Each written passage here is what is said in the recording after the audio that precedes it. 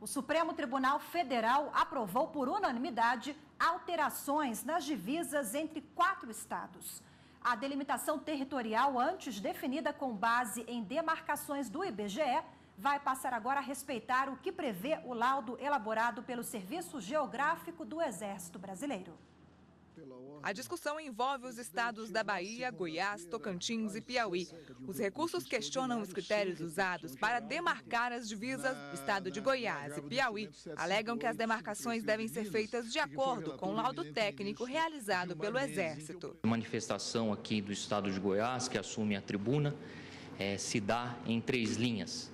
Uma primeira, própria questão federativa aqui presente, uma segunda, uma questão de segurança jurídica e, por fim, a própria questão de economicidade que guia não só a administração pública, mas bem como o próprio Poder Judiciário. Para o relator do caso, o ministro Luiz Fux, a delimitação feita pelo Exército Brasileiro deve prevalecer. Ele concedeu o pedido em parte e foi acompanhado pelos demais ministros. Demarcados os limites territoriais entre os estados, determino que sejam preservados os títulos de posse e propriedade anteriormente definidos, sendo que eventuais disputas de posse de propriedade relativas às áreas delimitadas não serão decididas pelo Supremo Tribunal Federal, mas em ação própria no juízo competente. O plenário ainda concedeu o pedido de uma distribuidora de peças para retirar o ICMS da base de cálculo da COFINS. O ministro Celso de Mello entendeu que a cobrança é incompatível com a Constituição. Estado de submissão tributária absolutamente inconvivente com os princípios que informam e que condicionam, no âmbito do Estado Democrático de Direito, a ação das instâncias governamentais. O exercício do poder tributário pelo Estado deve submeter-se por inteiro aos modelos jurídicos positivados no texto constitucional. Os ministros ainda iniciaram um julgamento de recursos que tratam de desaposentação. O relatório foi iniciado pelo relator, ministro Luiz Roberto Barroso, mas a continuação do julgamento foi adiada para a sessão plenária desta quinta-feira. E para explicar sobre os processos que estão na pauta de hoje do plenário do Supremo Tribunal Federal, eu recebo agora a consultora jurídica da TV Justiça, Gisele Reis. Gisele, boa tarde para você. Boa tarde, Rafaela. Boa tarde a todos. Sobre os recursos que tratam da desaposentação. O plenário do Supremo começou a analisar esses recursos ontem. Hoje o caso será retomado? Será retomado. Houve a leitura do relatório pelo ministro relator e na sessão de hoje haverá sustentações orais e posteriormente os ministros começarão a votar. Essa é a expectativa porque esses 2 processos eles estão como os primeiros itens da pauta. Trata-se de um dos recursos tem repercussão geral reconhecida. A decisão dos ministros certamente atingirá uma parcela significativa da população. Eu até diria que este processo ele tem um impacto não só social, como também financeiro, na medida em que, a depender da decisão que vier a ser tomada pelo STF, existe inclusive uma preocupação da Advocacia Geral da União no que diz respeito aos cofres públicos por conta da possibilidade ou não do Supremo admitir, a validar esse instituto, né, chamado desaposentação. Agora, a desaposentação, Gisele, está prevista em lei?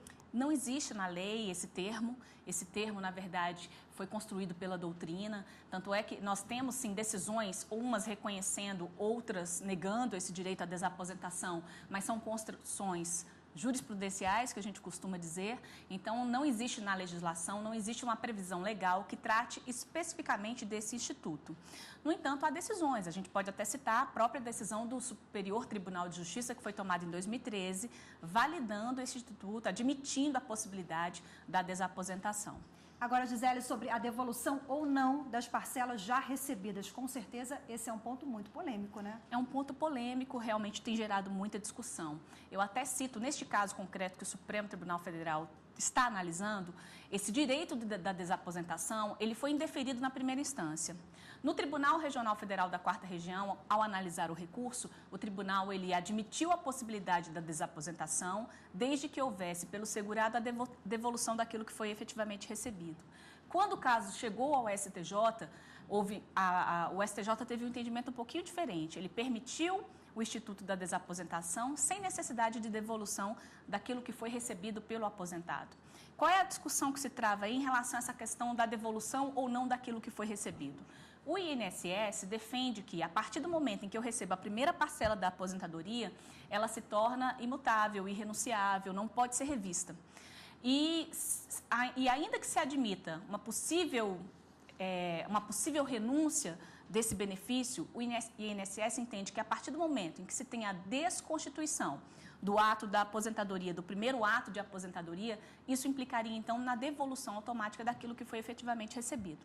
Então, o INSS, no primeiro momento, não admite a desaposentação e, ainda que se ela vier a ser admitida, ele entende que deve haver, então, a devolução das parcelas.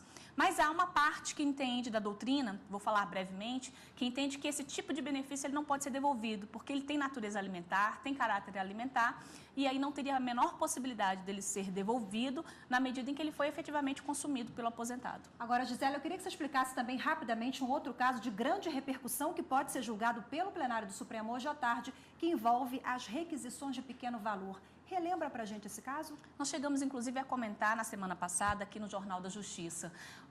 Trata-se da possibilidade ou não de se compensar débitos tributários com as chamadas requisições de pequeno valor. No caso em análise, o Distrito Federal ele tem uma dívida com uma professora e essa professora tem uma dívida com o Distrito Federal. O que o DF busca é compensar esse débito com crédito a fim de que aquilo que ele tem que pagar a título de requisição de pequeno valor seja abatido os débitos da professora.